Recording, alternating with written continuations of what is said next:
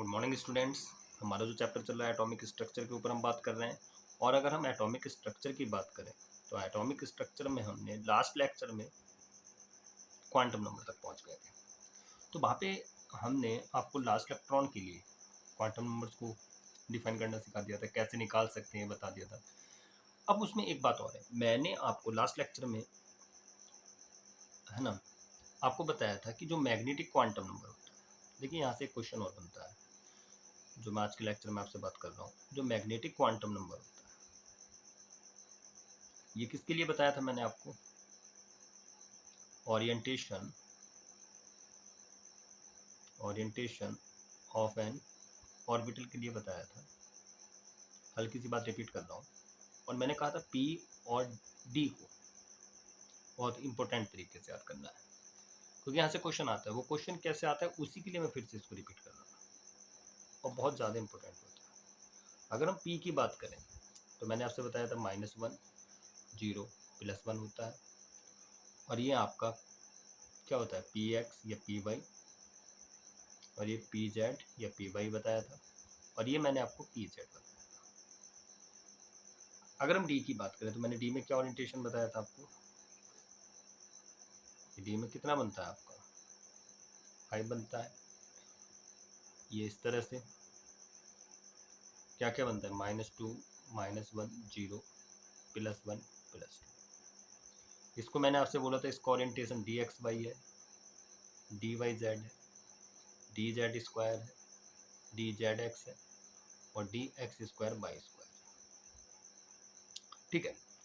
अब इतनी बात आपको क्यों बताई गई है? क्योंकि इसमें क्वेश्चन इस तरह से बहुत आता है कि n=3 है, l=1 है, और m=0 है। n=3 है, l=1 है, m=0 है। क्या करेक्ट होगा?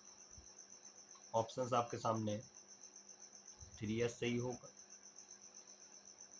है ना, 3d सही होगा, है ना, या ऐसे कह सकता है वो 3px सही होगा, या 3pz सही होगा। यहाँ पे चलो लिख सकते हैं 3dxy लिख सकते हैं इस तरह से। अभी आपके सामने क्वेश्चन है कि n कितना दिया गया है 3, l=1, m=0। अब क्या सही होगा? तो जिसको ये ओरिएंटेशन याद है उसका तो क्वेश्चन ये सही हो जाएगा, और जिसका ये ओरिएंटेशन याद नहीं है उसका क्वेश्चन कभी सही नहीं हो सकता। अब देखना है कैसे। n=3 का मतलब क्या है, हमने 3 लिख लिया। l=1, अब l का पता कैसे चलेगा? तो ये फिर से वही बॉक्स आएगा जिसको मैं हर लेक्चर में आपसे कह रहा हूँ। यहाँ s, ये p, ये d, ये f, ये l 0 1 2 3, कितना हो गया? अब l कितना दिया गया है आपको? यहाँ पे l आपको 1 दिया गया। किसके लिए दिया गया है 1? p के लिए। तो आपका क्या हो गया 3p, इतना भी हो गया। अब m0, तो इतना तो आपको पता चल गया कि p की बात हो रही है, तो इतना तो 3p बन गया। अब ये x है, y है, z है, क्या पता चलेगा? तो ये पता चलेगा m से। अब m कितना दिया गया है आपको? 0। तो 0 किसके लिए होता है? पी जेड के लिए। तो इसका सही आंसर कौन सा बेटी? 3pz। बात समझे? मान लीजिए और देखते हैं क्वेश्चन। मान लीजिए मैंने आपको ये दिया है कि साहब n= आपका 4 है, l= आपका 2 है, और m= आपका +2 है। क्या होगा? 4dxy होगा फर्स्ट ऑप्शन। सेकंड 4dz² होगा थर्ड ऑप्शन। 4dyz होगा फोर ऑप्शन। क्या? 4dx² y²। अब फिर से वही काम करना है। अब n= कितना है बेटा? 4 है, आपने 4 लिख दिया। l= किसके लिए होता है? l= किसके लिए होता है? d के लिए, आपने d भी लिख दिया। अब हमें क्या दिया है? +2 दिया है। क्या दिया है? +2। तो +2 किसके लिए? dx² y² के लिए, ये राइट। तो इसका मतलब क्या है? इसका आंसर कर लेंगे आप। इस तरह से क्वेश्चन आता है। मान लीजिए मैंने आपसे कहा इस तरह से क्वेश्चन और देखते हैं। मैंने आपसे कहा कि n इक्वल भाई क्या है आपका 3 है, l इक्वल आपका 2 है, m इक्वल 0 की कंडीशन बहुत आती है, तब क्या होगा? कौन सा करेक्ट होगा?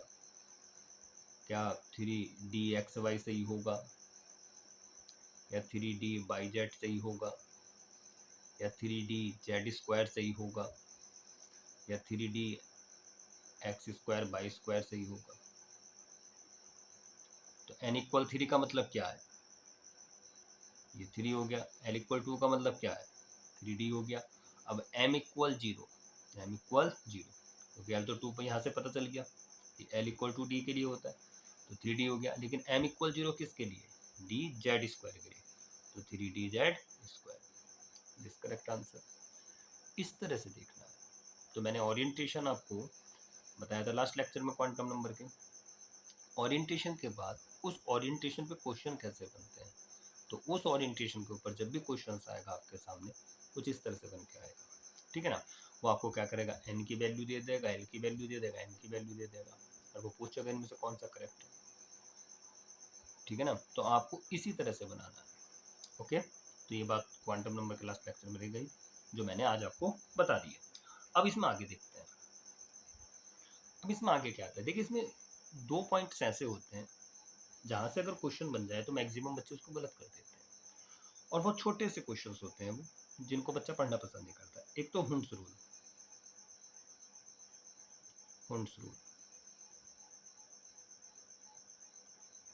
इससे बहुत बार क्वेश्चन आता है। इससे क्वेश्चन बड़ा इजी आता है। इससे क्वेश्चन क्या पूछा जाता है आपसे, सिर्फ इतनी बात पूछी जाएगी इसमें, किसमें? हुंस रूल में, कि हुंस रूल कहाँ पर एप्लीकेबल है, कहाँ पर एप्लीकेबल नहीं है। कहने का मतलब क्या कि किस एटम के ऊपर आपका हुंस रूल लग सकता है और किस एटम के ऊपर आपका हुंस रूल नहीं लग सकता है। तो देखिए इसका बहुत ईजी तरीका क्या है। इसका ये तरीका है, और ये मैक्सिमम जो क्वेश्चन की पॉसिबिलिटी बनती है ये ऐसे पी ब्लॉक से बनती है। तो यहाँ से क्वेश्चन कैसे बनता है ध्यान रखिए।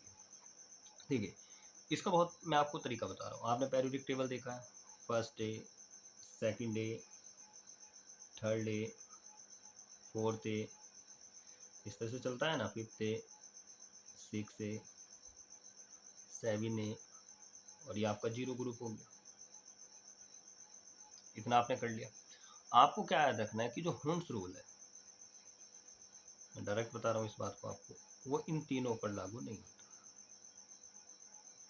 क्योंकि हुंस ने क्या कहा था भाई, जब क्या हो, जब मल्टीप्लिसिटी हो सके। मल्टीप्लिसिटी, अब देखो जैसे मान लीजिए थर्ड डे में कौन एटम होता है? B5 होता है। क्या होगा? 1s2, 2s2, 2p1 हो गया। तो मल्टीप्लिसिटी कैसे हो जाएगी? यहाँ पे तो पेयरिंग की पॉसिबिलिटी नहीं है क्योंकि इसके पास एक इलेक्ट्रॉन है। लेकिन अगर हम कार्बन फैमिली की बात करें, फोर्थ ग्रुप की बात करें, तो फोर्थ ग्रुप में कौन आ जाता है? आपका कार्बन 6 आ जाता है। और हम अगर इसकी बात करें तो क्या बनेगा? 1s2, 2s2, 2p2। तो p में कितने बनते हैं आपके? 3। कितने इलेक्ट्रॉन आ रहे हैं? 2। एडिशन हो जाएगा। तो एक से ज़्यादा होना चाहिए। अगर हम अब इसको एनर्जी प्रोवाइड कराएं तो पेयरिंग कर सकता है। कहने मतलब मल्टीप्लिसिटी कहाँ से स्टार्ट हो सकती है? हमको पढ़ाया जाता है कि 1 2 3 पहले एक एक भरा जाएगा, फिर वो बिल्कुल करेक्ट है। लेकिन किसी भी कंडीशंस में मल्टीप्लिसिटी को हम कहाँ से स्टार्ट कर सकते हैं? तो मल्टीप्लिसिटी वहाँ से स्टार्ट होती है जब सेम एनर्जी के ऑर्बिट हो, जब सेम एनर्जी के क्या हो? ऑर्बिट हो, और उन ऑर्बिट में कम से कम 2 इलेक्ट्रॉन होना चाहिए। यहाँ सेम एनर्जी के थे लेकिन इसके पास एक ही इलेक्ट्रॉन था, तो वहां पे पॉसिबिलिटी नहीं थी मल्टीप्लिसिटी की। ऐसे में तो होता ही नहीं क्योंकि वहां पे तो ऑर्बिट ही एक है। तो मल्टीप्लिसिटी की पॉसिबिलिटी कहाँ से जनरेट होती है? जहाँ से कार्बन फैमिली स्टार्ट होती है। तो जब कार्बन फैमिली यहाँ से स्टार्ट होती है तो मल्टीप्लिसिटी भी यहीं से स्टार्ट होगी। तो याद रखिए हुंस रूल कभी भी फर्स्ट डे, सेकंड डे और थर्ड डे पर लागू नहीं होता, एप्लीकेबल नहीं होता है। तो अगर मैं आपको ये क्वेश्चन इस तरह से दूं, हुंस rule is not applicable for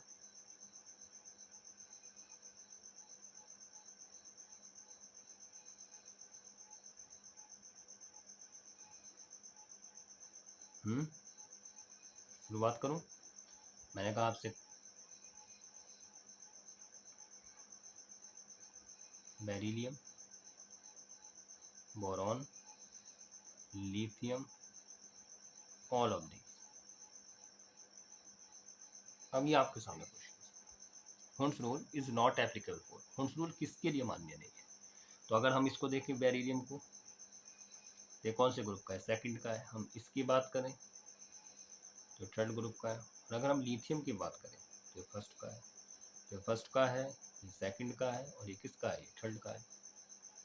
तो इसका मतलब क्या है? ना इस पे लागू है ना, ना इस पे लागू होगा, ना इस पे एप्लीकेबल होगा, ना इस पे एप्लीकेबल होगा। तो आंसर होगा ऑल ऑफ दिस। इस तरह से करना है।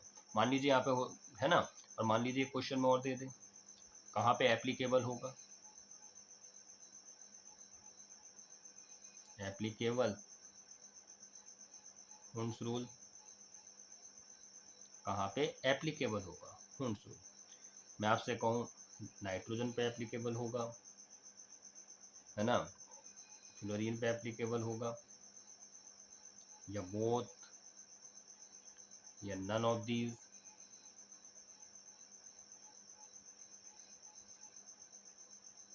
तो ये तो फिफ्थ ग्रुप का है, ये कौन से ग्रुप का है? 7 का है। तो दिस ही हो जाएगा। तो इस छोटे से पॉइंट को, इस कॉन्सेप्ट को भी आप याद रखिए, क्योंकि छोटे छोटे कॉन्सेप्ट को भी बताना बहुत जरूरी है। चैप्टर पूरा पढ़ लिया, कुछ छोटा सा कॉन्सेप्ट रह जाए, वहां से क्वेश्चन बन जाए, तो पूरा चैप्टर बेकार हो जाता है। तो आप हुंस रूल क्या, ये छोटा सा पॉइंट याद रखिए, ठीक है। आगे चलते हैं। अब इसमें आगे अगर हम नेक्स्ट पॉइंट की बात करें, तो नेक्स्ट पॉइंट इसमें जो आता है, ये सभी ने आपने पढ़ा है, पाउली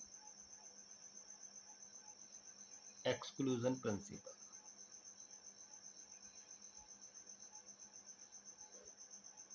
पाउली एक्सक्लूजन, पाउली का अपवर्जन सिद्धांत, है ना। यूपी बोर्ड स्टूडेंट्स के लिए भी मैं बोल देता हूँ, पाउली एक्सक्लूजन प्रिंसिपल, पाउली का अपवर्जन नियम। अब यहाँ से डेफिनेशन तो तुमसे पूछी नहीं जाएगी कि पाउली का अपवर्जन नियम क्या होता है। देखिए, यहाँ से एक बात पूछी जाएगी आपसे कि पाउली का जो अपवर्जन नियम है, पाउली का जो एक्सक्लूजन प्रिंसिपल है, वो कहाँ पर एप्लीकेबल है? वो कहाँ पर एप्लीकेबल है? तो देखिए, वो उन्हीं के लिए एप्लीकेबल है जिनके पास कम से कम कितना इलेक्ट्रॉन है? कम से कम उनके पास 2 इलेक्ट्रॉन होना चाहिए। जिनके पास 2 से कम इलेक्ट्रॉन है, उनके लिए पाउली एक्सक्लूजन प्रिंसिपल एप्लीकेबल नहीं है।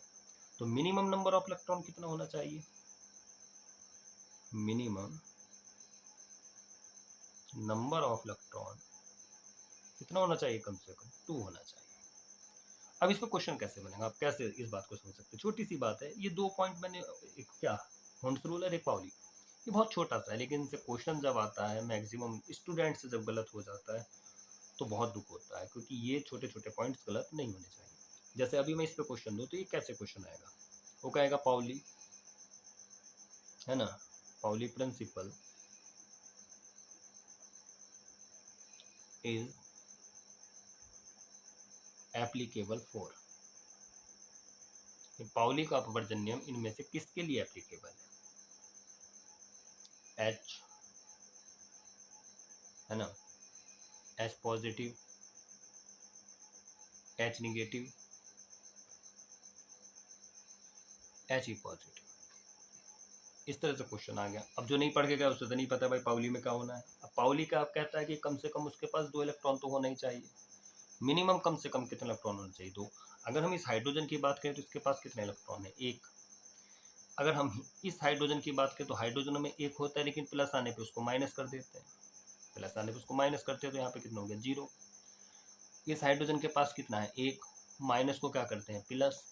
तो 1 और 1 कितना हो गया? 2, है ना। बहुत बढ़िया इंग्लिश बोलती साहब यहाँ पे। तो 1 + 1 2, 1 + 1 = 2 हो गया। यहाँ पे हाइड्रोजन का 1, यहाँ पे कितना होता है? 1, 1 में से लेकिन प्लस को क्या करते हैं? माइनस। 0, यहाँ पे हाइड्रोजन का कितना है? 1, माइनस को क्या करते हैं? प्लस। तो 1 + 1 = 2। हीलियम का कितना होता है? 2, इसको क्या करेंगे? माइनस। तो 2 - 1 कितना हो गया? 1। तो किसके लिए एप्लीकेबल? इस एप्लीकेबल। तो इस तरह के पॉइंट कॉन्सेप्ट को आप बहुत अच्छे से याद रखिए। नेक्स्ट लेक्चर में जो बात होने वाली है वो, इसमें हम बात करेंगे आपसे आइसोटोप्स, आइसोबार्स के ऊपर, ठीक है। ओके, ठीक है।